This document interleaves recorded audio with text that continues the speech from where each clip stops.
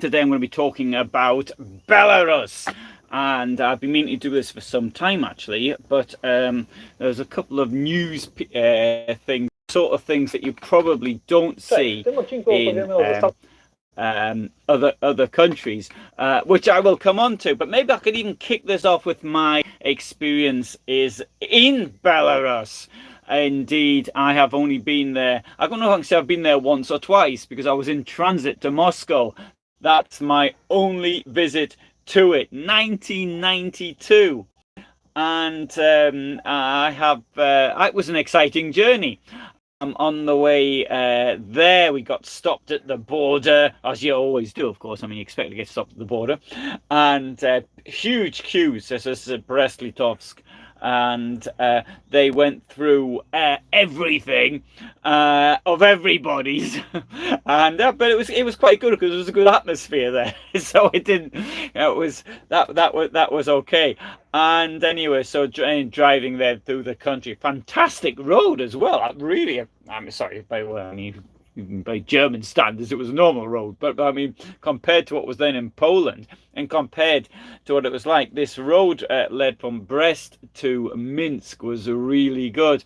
But from the other side, from Minsk then towards Smolensk, it was like country lanes. It was I mean, at one stage there was this lady, there was this like farm cart with a pile of hay. It's the sort of thing you see in films from the 1940s, pile of hay, and there was this lady at the top of it. And I asked, where's the road to Moscow? And anyway, so they explained it. And afterwards, I remember thinking, she was a nice elderly lady. Then I thought, hang on, she was probably the same age as I am. She's just been hasn't had the fortune to have been born where I was. Anyway, so that was driving there. But on the way back, there was a bit more of an adventure. So this is. It's late October 92. Anyway, so we're driving down the Russian border. It's raining, can't see very much, and all the rest of it. And apparently there was somebody at the side of the road sort of waved. I think he meant us to stop. Anyway, we just didn't stop. We just kept going. Anyway, so we drove for around, I would say it must have been about getting off for 20 kilometers. I mean, it didn't seem like the border zone. And then on the road, there was 3 of them with weapons pointing at us. So I stopped. Anyway, so they took our passports off us, and then told us to park there. So what we did was sort of put the music up loud and had something to eat. Then I thought I'd go in there chat to the customs person. So I got out the vehicle.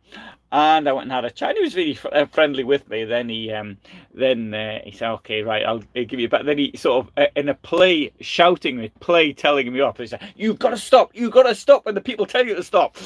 And so that was it. So that was my experience in Belarus. Then we came to the border. Then we waited ages at the border in Poland as well. Now, but the people there apparently waiting 10 days. I mean, we only wait 6 hours. There was some character actually demanded we actually pay him money, and which I refused to do.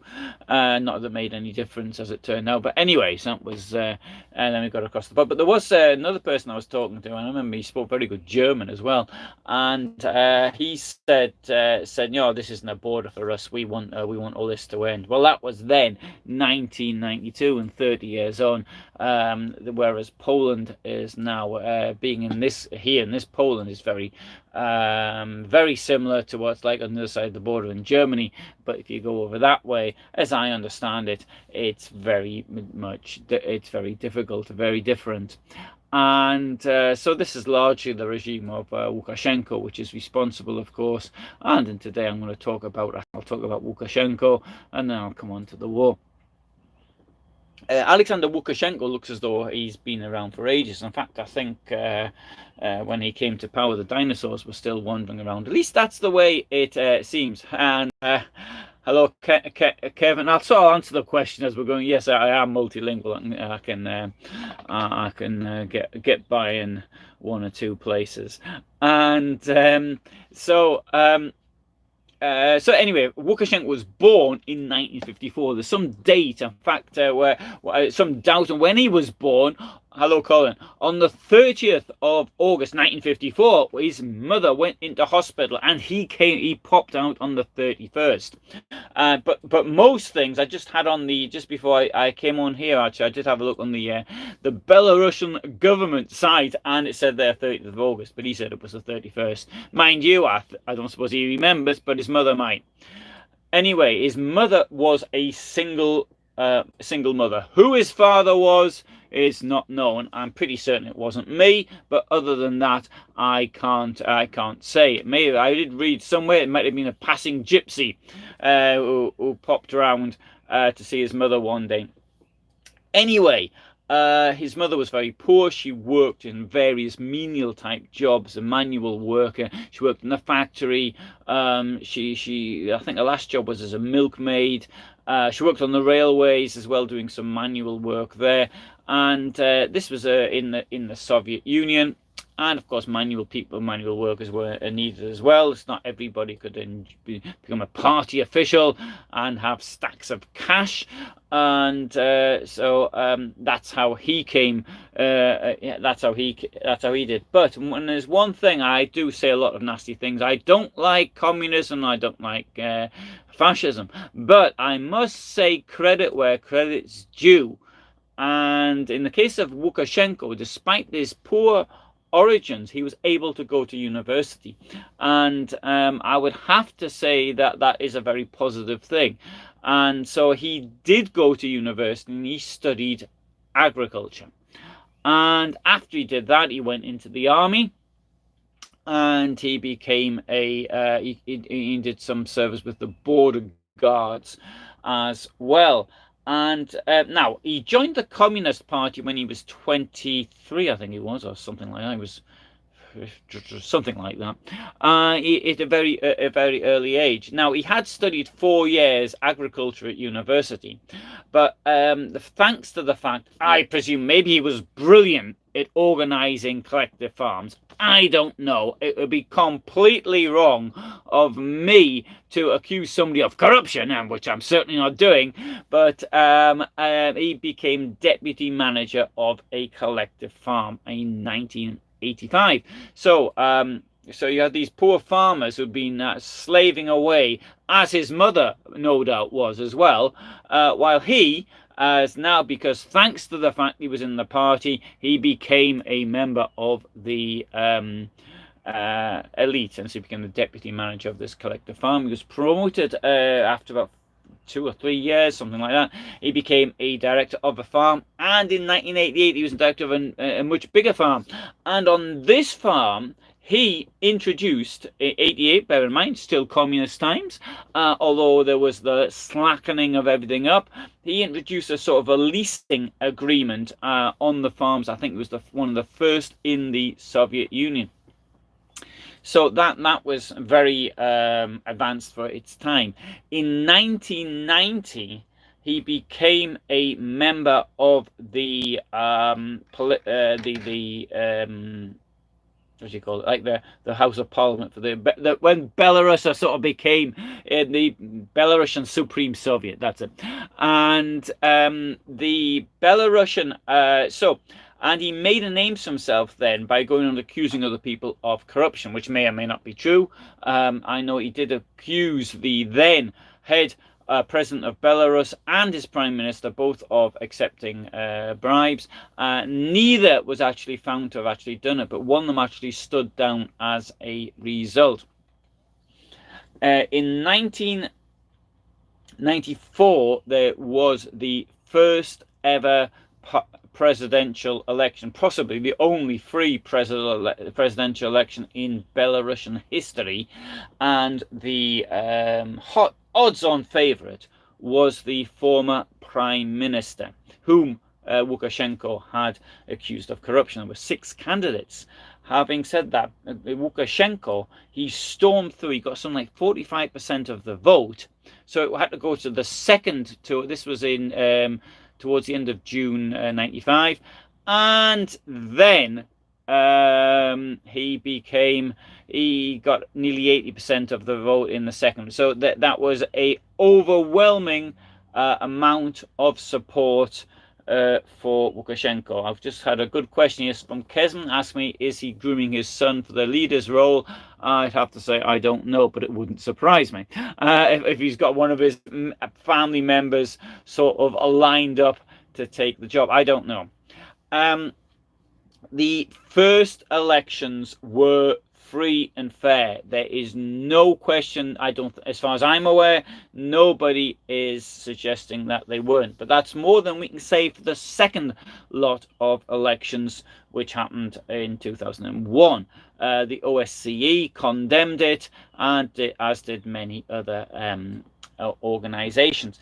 Indeed, it was this time when he got the moniker of the last dictator in Europe. Now you may think that's a bit daft. What's Putin doing then? He's a dictator. Yes, he is, but he wasn't then.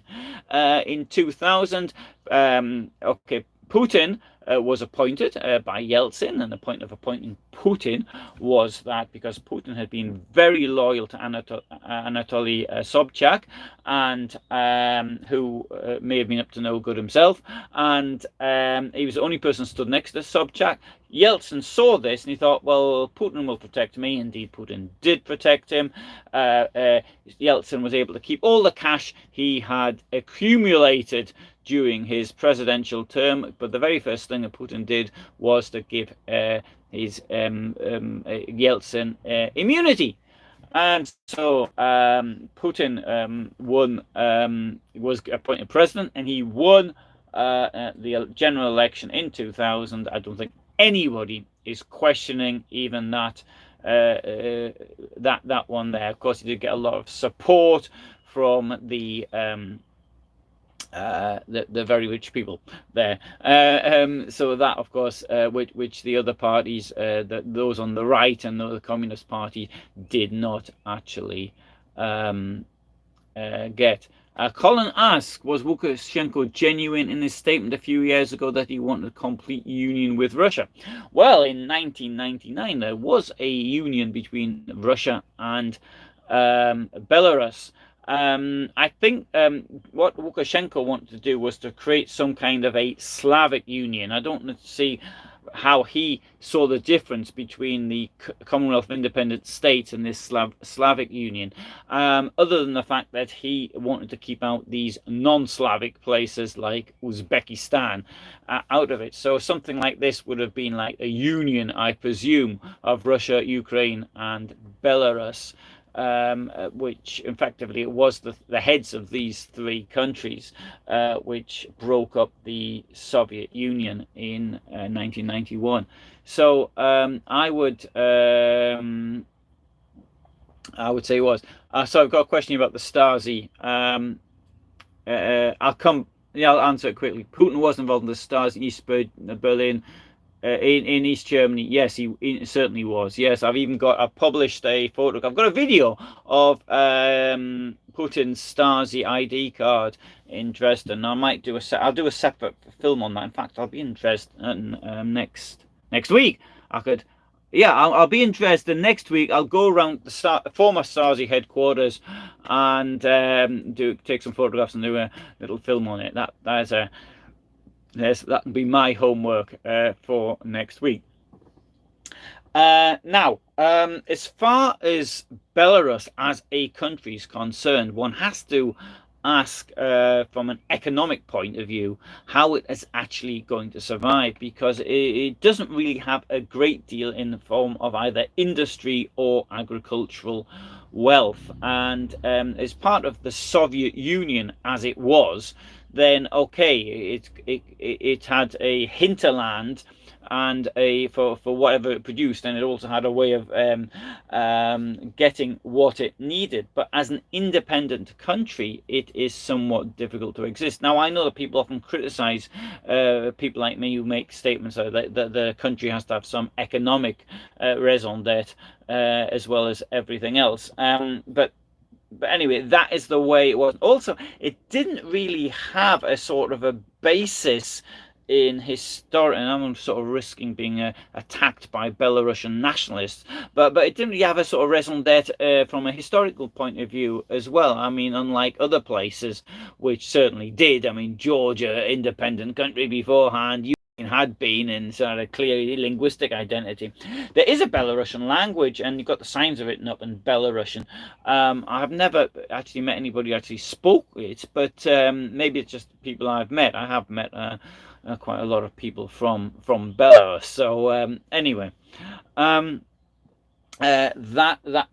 apart, Lukashenko from a very early stage started manipulating the constitution in order to make himself into it's a presidential state. He's the one that makes the rules, and into a dictatorship. So he did this by a couple of referendums which took place in the mid-90s, which severely limited the constitution. He even broke his own constitution in order to keep having himself elected. And I think to a certain extent he did this. This was it may have given Putin the idea. I'm not suggesting absolutely, because Putin did follow a different path, but it was a way of solidifying his own position. Not only that, Belarus itself, as if we're talking about the economic point of view, unless he couldn't be a landlocked country as it is, surrounded by democracies with a dictatorship. It's not really going to work. He needs people with a similar mentality on his borders who would support him in these circumstances. A dictatorship can exist if it's got the economic resources to do so. Now, but there is one thing, and this is really important to make, is that the opposition in Belarus is much stronger than it is in Russia. It is not the totalitarian state that we see in Moscow today. And right, so there's been a number of elections. He's won the lot with at least 75% of the vote. I actually, I've got a photograph on my Facebook site with me with his main contender in a earlier election, whom I actually know. But anyway, he actually stood, though he realized when he was standing that he didn't have a chance and that the elections would be fiddled. Indeed, he got himself arrested as alongside his wife on election day, and that's a good way of making sure that one can't actually do any campaigning. So he's now outside of Belarus. He can't actually go back. But when the 2020 elections were fiddled, and there was this massive wave of protests, what it did was that it led to the US, the EU, the UK, all not recognizing Lukashenko as the prime minister, or president, I should say, of the country. Now, if I can go back to his relationship with Putin, because this is quite important, because at the very beginning, the two of them didn't get on at all. I don't know if it's because Lukashenko felt that he was the senior person. It could well be, because he'd been in power for much longer. When he came to power, Putin was still effectively a civil servant in St. Petersburg.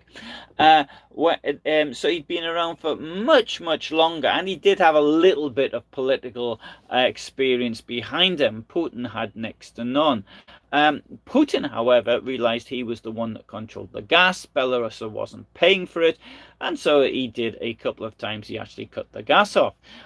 This had the effect here in this country, in Poland, that gas deliveries here stopped. And for example, the largest fertilizer plant in Poland, which is in Puławy in the east, had to stop producing fertilizer because it consumed something like, at the time, I think it's now about 7% of all natural gas imports into Poland. There's one plant to make fertilizer out of. I think at the time it was something like 12%. I can't quite remember off the top of my head now, even though I was working in a business magazine and I wrote the article on it. But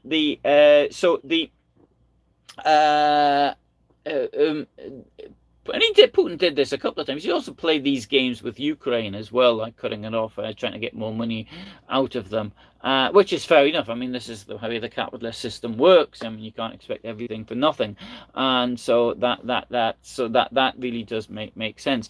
But the two of them did start this sort of change things. Indeed, when there was a lot of talk of a union between Russia and Belarus. Now, in Putin, according to the Russian constitution, he had the right to be president for 2 goes. He gets 2 lots of 4 years. And then he had to step down. But at the time, around 2006, there was talk, well, what if Putin decided to extend it by, he could have, if there was this union, then he could have an automatic change of the constitution, and he could then rewrite it to suit himself. As it happened, Putin stood down in 2000, from 2008 to 2012, when he was the prime minister, and Medvedev, at the time seeming to be a more liberal president, and of course he wasn't. Sorry, he was at the time. He's not any longer. He's more radical. He's gone further to the right than Putin has, and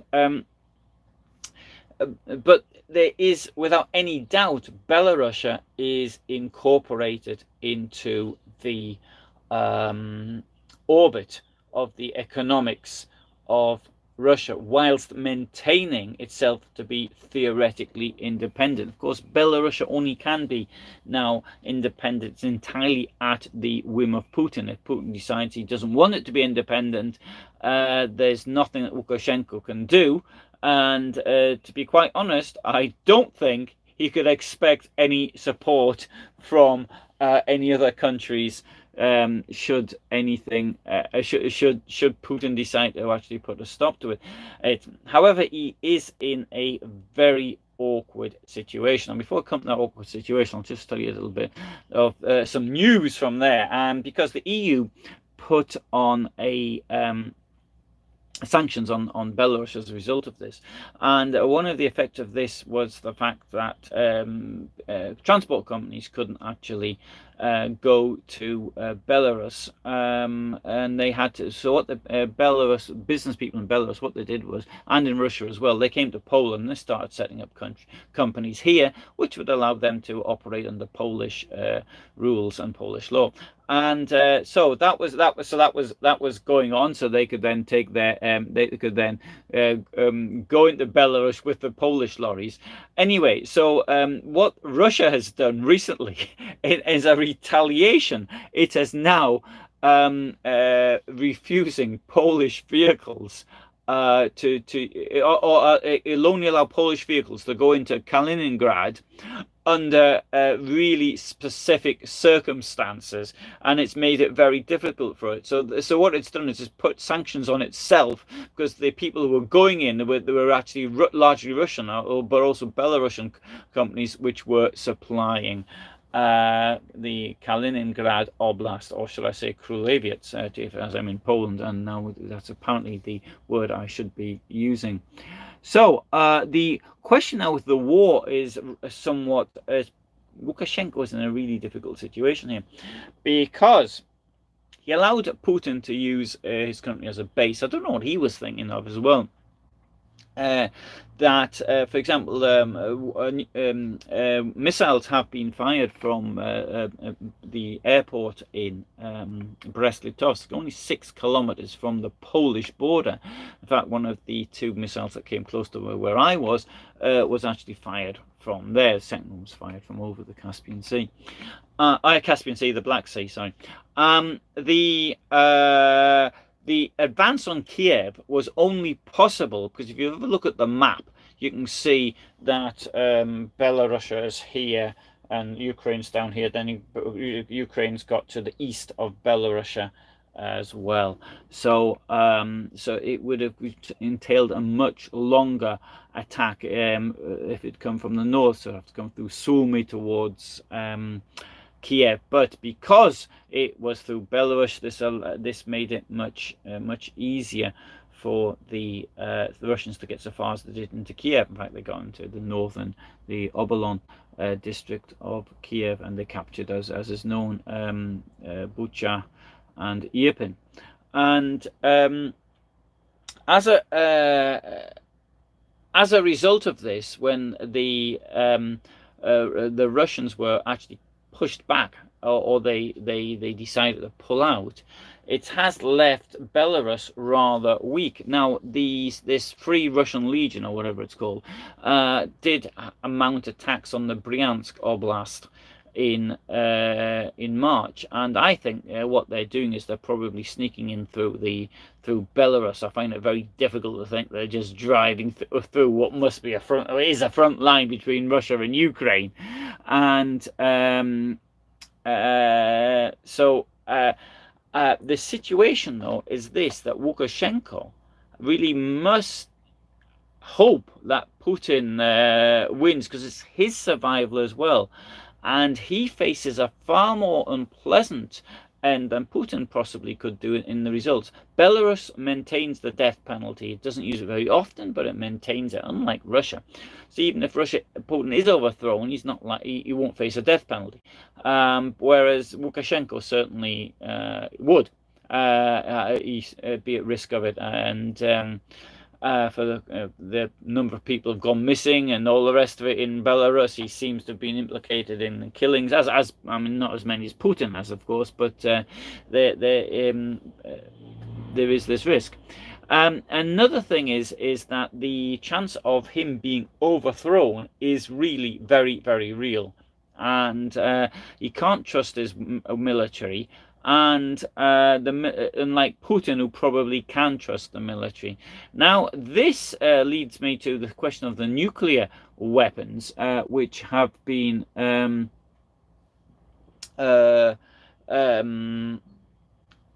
which are now in the process of being sent to Belarus. Now, the thing is this: there seems to be some doubt as to what type of weapons. There are things called strategic and there are tactical nuclear weapons. What's the difference? Well, a tactical weapon is used on the battlefield and a strategic one is used to some overall strategy. But as far as in the case of nuclear weapons, what's the difference? There isn't a great deal of difference. In fact, where is the cut-off line between being a tactical weapon and a strategic weapon? And that's not at all clear. So lots of people talk about this, and I've seen plenty of news programs sort of, these are tactical and this is strategic, but the fact of the matter is there is no there's no difference. There may be what may be called the delivery system, may be tactical. That's to say, it hasn't got very long range, or it could be artillery or something. Whereas a strategic one, it's clear. It's launched from a long range bomber, from a submarine or something like that. Now the problem is for Putin, though, if he allows the Belarusians the access to these weapons, what is to stop some pilot turning it on him? And I think that is a big risk. I mean, obviously, if they have if they loaded nuclear weapons onto even onto Russian pilot, the pilot himself, if it is launched from a plane, could actually fly off and attack the Kremlin or something. And one thing that we do have, a big advantage for all of us in this war, if there is an advantage, it's the fact that Putin is a coward. He is terrified of what might happen to him, and if there is the chance of knocking Putin out, then he will not take these steps. He's now he's backed himself into a corner, and he doesn't really know how to get out of it, the same as Hitler did. I personally think that, I mean, obviously this is in breach. I think this is in breach of the non-proliferation treaty. I think I'm not certain. I should have read the legal bits of the treaty before doing this, but I believe it is. And somebody else could actually look it up. Kevin just says, Belarus the same as White Russian? Yes, it is. The word bel or around biele is white in Russian, so that's the word. So you might say I've got a white shirt, so my shirt is biela. So that's where it comes from. So I think Lukashenko is in rather difficult position at the moment, and he must be pretty worried about. And I should imagine he really wants to get peace in Ukraine. Right. So I'll do one or two of your questions now. Right. Yeah, Putin must announce when he's about to seat himself so Lukashenko can extract himself from Putin's grasp. Yes, good point. What about Putin deploying nuclear weapons? I think it's wrong. I think it's daft doing that. But I mean, obviously, the thing is this, Putin's doing this to frighten the West. Not only that, I suspect that they're dummy weapons anyway. That would make more sense. He says he's putting, I mean, lots of dummy weapons are used. I mean, the whole base of the Star Wars that Reagan had in the 80s, it was to use dummy weapons in some places and real ones in other places. And I suspect they're dummy. I don't honestly think he'd take the risk of doing something like that, in my opinion. Anyway, so Christopher asks, why did recent democracy process fizzle so spectacularly? Can't answer that question. Don't know. I think it was the level of the use of force which actually did it. Kevin asks, are any of the former Soviet states nations cozy with Putin as Lukashenko? Yes, they are. Kazakhstan certainly is, and Lukashenko does see these places as his his allies. I mean, being particularly those who are sort of like Soviet in their mentality. But Lukashenko, however, is clearly an he's a racist. He doesn't like these people because doesn't like him. He has a negative opinion of them because of where they're Muslim, where they come from, and so that's something somewhat negative. He doesn't like Jews either. For example, he's made all sorts of nasty comments about a place called Bobrusk. I went there once. I didn't think much of the place myself, but in Bobrusk, he refers to it as a Jewish town. It was a Jewish shtetl, rather large Jewish town. Indeed, the one of the is an Australian multi-millionaire. He made a fortune on the internet. He's about 40 years old now, I think. I've forgotten his name. But he came from Bobrusk, and I noticed that there was another millionaire as well from, what's his name? I've forgotten his name as well, but he lives in the United States. But they came from Bobrusk, and they were people who were forced to flee because of racism in Soviet times. So he doesn't like Jews. He also is not keen on Poles. I remember in 1998. That's when Russia was still on our side. He said something along the lines of the Polish government ought not to threaten us or something like this. You ought to remember we've got 1.5 million ethnic Poles living in Belarus, and certain places like Grodno, which before World War II had a absolute majority population was Polish. Absolutely. I mean, the non-Polish or non-Polish and non-Jewish population in Grodno was really tiny. And let's not forget that something like 35% of Belarus today was part of Poland before 1939 and the Soviet invasion, which it did in conjunction with its Nazi allies. So anyway, Putin was more cautious in the past. Yes, certainly. Yeah. Uzbekistan, notice, Colin, is a wonderful country. People are incredibly friendly and generous. I have to say, I met a woman I was seeing in France when I was a student. It was a long time ago, and she'd been to Uzbekistan. She said the same thing, and yeah, I'd really like to go to these places. Anyway, it's not like the moment, I suppose. So anyway, and hello David, hello Cheyenne, and hello Corrigent. How real is the war in terms of the origins and reasons? Oh, that's a hard question. How real is this war? I don't quite follow the question out. Sorry, I'm going to say the question out loud, and anybody else might. How real is this war in terms of the origins and reasons? I can tell you it certainly is a very real war. I have seen it up hand, and this is, I presume you mean Ukraine. So I don't know. Sorry, I can't answer that question at the moment. I'll have to think about it. And right. Okay, sorry, I think I answered all the questions there. Sorry. Right, I'm having is Germany going into a tailspin? Asks David. What do you mean? Because Germany, the economy, reported it's now officially in recession because I had two negative quarters. Yeah, I don't think the German economy is all that bad, but I can say certainly from what what I do. In my real life, in my other life, my business stuff, is yeah, in Germany. Germany is a very conservative country from an economic standpoint, and people are very cautious. And if there's any hint that things aren't going right, they stop spending money. And when Germans stop spending money, it has a knock-on effect in lots of other countries, and particularly here in Poland, it's really linked into the German economy. So. Yeah, I don't think it's too bad yet. Anyway, as far as Germany's concerned, Ruslan Kogan is the Oh, sorry. Yes, Kevin writes. Ruslan Kogan is the Australian tech millionaire I mentioned. Yes, yes, that sounds right. Sorry, I forgot. I forgot his name. And if you're watching, Ruslan, I'm sorry, I forgot. Yeah. It occurred to me now. These things sort of came back to me as I was speaking. Obviously, I'm speaking without notes off the top of my head. Okay then. So there's my take on Lukashenko.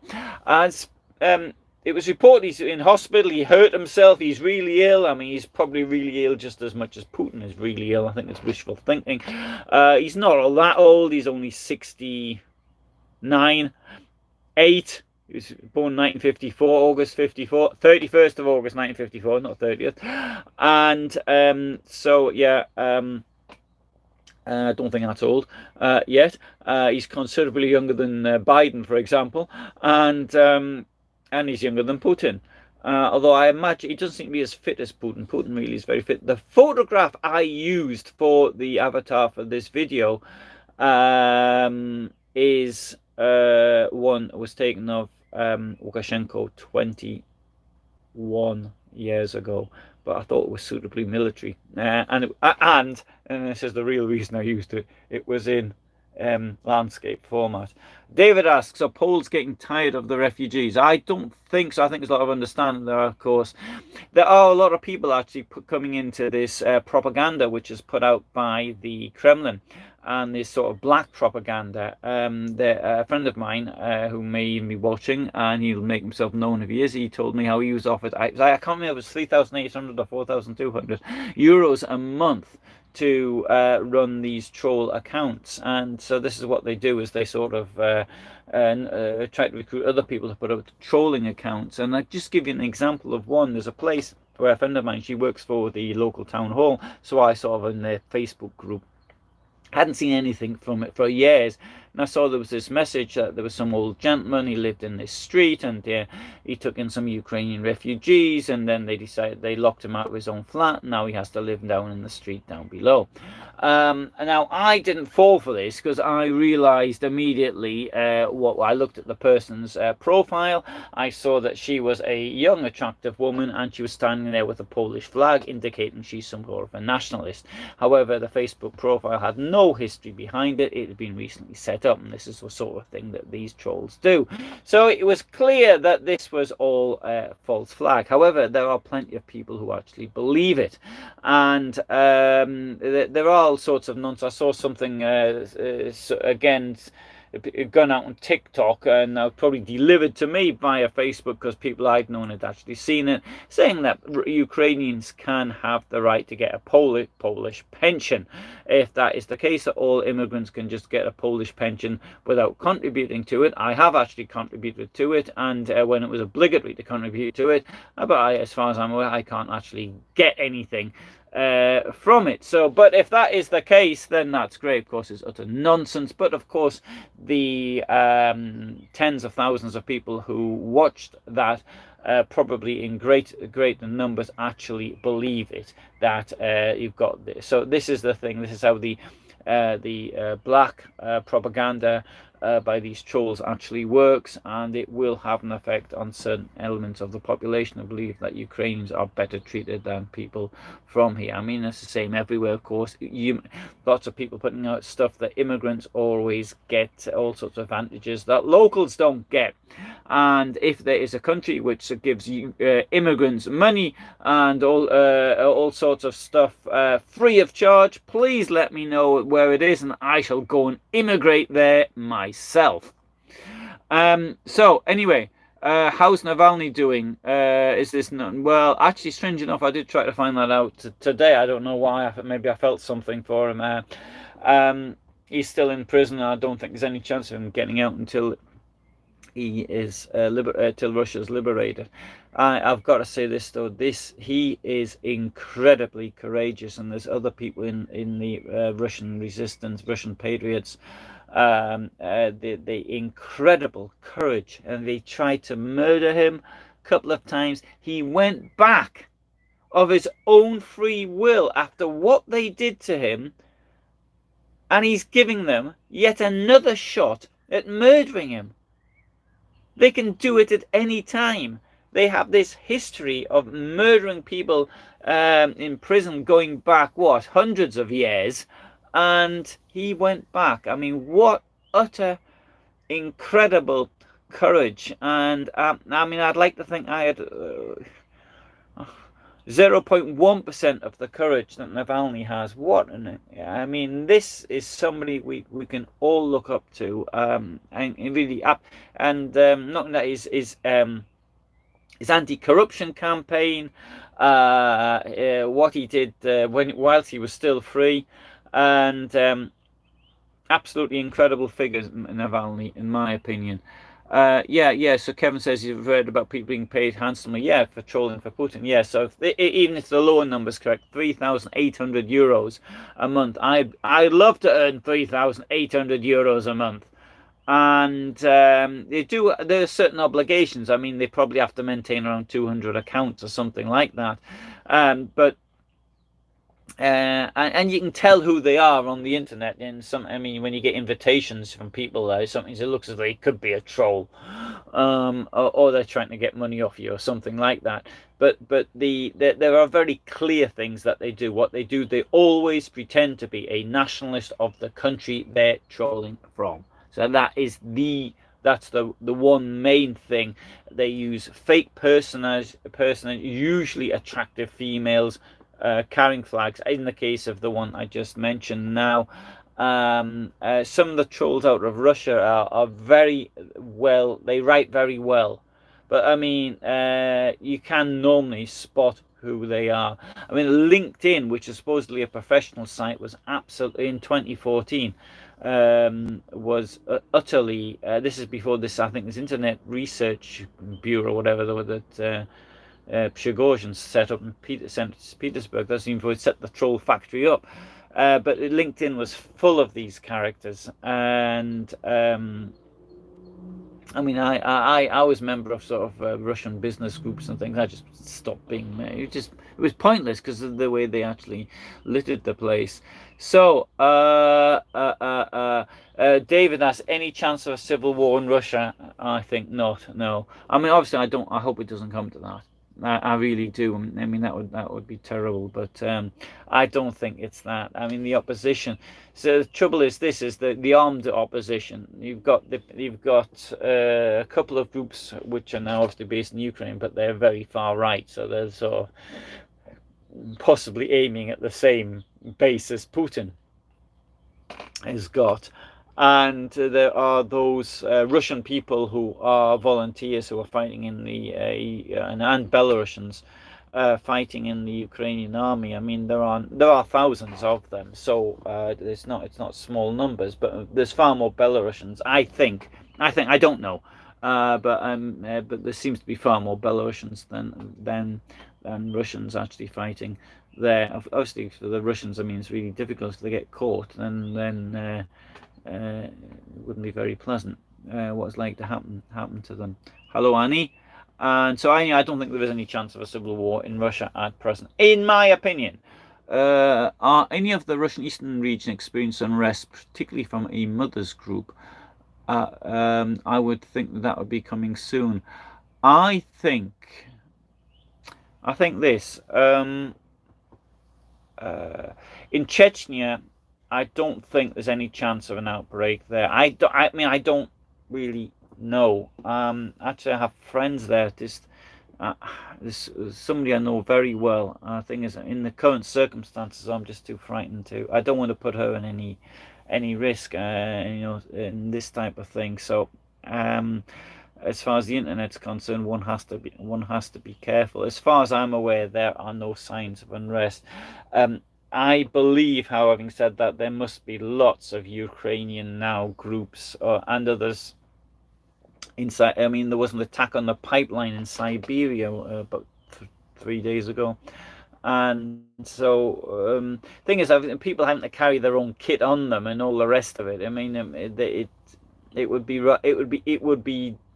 it would be difficult, but not impossible. I think there's plenty of people wanting to get rid of Putin. I don't doubt that. But are these people? Do these people have any military background? That's the number one thing, and that's very important. I did see something on I can't remember what it was now, Deutsche Welle or Vice or where there was somebody he decided that he put his military training to good use and he'd go and live in the forest because to avoid the draft, and his wife was bringing him food, and to me it seemed a bit going a bit too far, but anyway, he said he could manage all right and his wife still had a job so she could feed him. um, anyway, hi Kevin. Yeah, I'm very careful, don't worry about that. Thank you. Okay, good. So thanks very much for being with me today. I hope that was interesting chat. Now, yesterday I did something. It occurred to me yesterday. I'll just discuss this one point now. On Friday I had the video, like the normal documentary type video I do. On the Saturday I thought I'd discuss it, but then I thought, well, maybe it isn't. It's better to do it a bit later. Because if I do it immediately, I'm more or less repeating the same sort of stuff anyway. I thought, well, I'll do it immediately while I've still got it all in my mind. But in that case, because I'd just done the research, it was a fresh video. And so I had it all in my mind immediately. And whereas if I did something, say, I could do something which I did like a year and a half ago. Like, for example, what happened to Hitler's body? How Hitler's body was eventually destroyed and thrown off a bridge in a hamlet to the east of Magdeburg. I mean, I did that a year and a half ago. Maybe now would be a suitable time to actually go back and discuss that one again. For example, I just use that as an example, but I mean, it's plenty of stuff I did. I did last year. There's another thing actually I did on the day that Barbados pulled out the Commonwealth, and I noticed there was got a lot of views comparatively in the last 2 or 3 days. Now I was wondering if that was because something happened politically to make that video popular again, and maybe that is a sort of thing to come back to. Of course, there isn't a subject I know as well as I do on 20th century European history. Okay, thanks very much. Thank you, Anika, Kevin. Sorry. Got a good question here, and I think it is worth answering. What is the risk Russia will use nuclear weapons? I think there is still I think it's unlikely, and the reason I think it's unlikely is because if there's a response, and if they use nuclear weapons, they have to expect the other side to use nuclear weapons, and Putin is a coward. I mean, sorry, there's nothing wrong with not wanting to get hit by a nuclear weapon. I don't blame him for that. But Putin has shown himself in his behavior to be utterly even terrified of anything happened to him. Nobody knows where he is. If you compare him to for example, Zelensky, who goes and visits troops, who's constantly on the television, very media on the television. I don't know if he's on the television, but he's on the internet. Whereas Putin's probably hiding in some bunker. Nobody knows where he is, and so there is, and he's not even threatened. Putin, he's so frightened he keeps people at the other end of the table. So when he first did this and there was COVID, I thought, hey, that's great. That's how people should be doing it. I mean, he's making an example, but he wasn't. He was terrified of himself. He wasn't making an example. I mean, obviously, it's better than what Boris Johnson was doing and having parties and booze ups in the 10 Downing Street. But what we've seen from Putin, as long as he believes that he can be hit, apparently his partner. His wife, I should say, it was in Switzerland. He got her out the country. As long as there's a chance of him being hit, then nuclear weapons won't be used. What bothers me is there are plenty of people in Russia, and you just have to watch Russian television. You can watch this Россия Один, the main Russian, so the BBC One of Russia, and you can see the way they talk of nuclear weapons as though it were nothing, but they do. They believe that they can destroy anybody. Boris Johnson, the party goer at number 10, he said that Putin threatened him.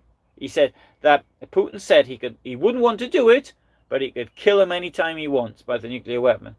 And this is it.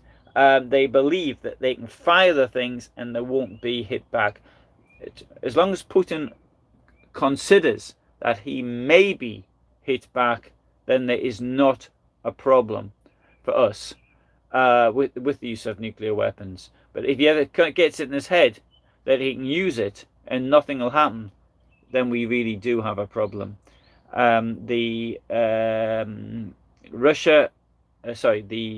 regime clearly wants to exterminate the Ukrainians as a national, not as known as nationality, but as a race, even if you like, they want that they've made utterly clear, and so therefore using nuclear weapons, it wouldn't bother them in the slightest. What might bother them is the fallout, which would go in their direction. Anyway, sorry. So anyway, I've answered that one. Okay, thank you. Kevin says that YouTube is suspending its version of your videos. Alan, I hope you're being compensated. Well, I'm glad to hear that, but there's not a huge amount of compensation from YouTube. Very little, in fact. Kevin, Putin has several mistresses as well, I've read.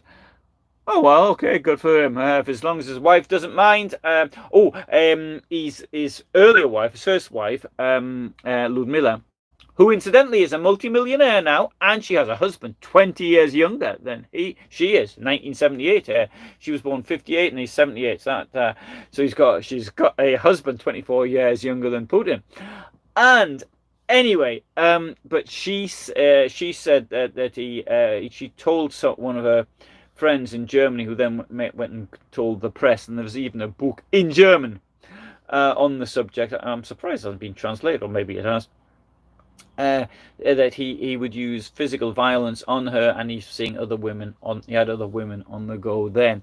But I mean, at his age, he's 70 now, and if he's managing his wife, it doesn't mind, then okay, all the best to him in that case. This is a very masculine dominated society. This is one of these things about a fascist ideology. In fact, they always get these masculine sort of dominations. You saw what he did in Nazi Germany or fascist Italy, maybe to a lesser extent Franco's Spain. But that's part of the image of the macho man. So well done to him, and if that is the case. And I must admit, in my personal opinion, is I disapprove of that type of behaviour if you're married. Anyway, but that's just that. But if his wife doesn't bother her, then okay, fair enough. Okay. Good. Thank you very much. Thank Kevin and everybody else, and Annie and Kevin and Colin and God's daughter, and who else have I missed out? Brian and thank you. And thank Brian says they're unique. Okay, that's nice. That's nice to hear. I think other people are doing things as well. Okay, here's the one. Did I see the ridiculous video Russian media put out showing a map from the time before the French Revolution that does not even have Ukraine on it, meaning it's always belonged to Russia? I haven't seen it, but that doesn't surprise me. That really doesn't surprise me. Ukraine effectively was occupied by Catherine the Great. I mean, in the 18th century. And a lot of the places, in fact, when I think I said this when I said Bakhmut. Oh, having said that, Bakhmut, the fortification was built by Ivan the Terrible. That was 200 years earlier. Anyway, thank you. All the best, and bye for now.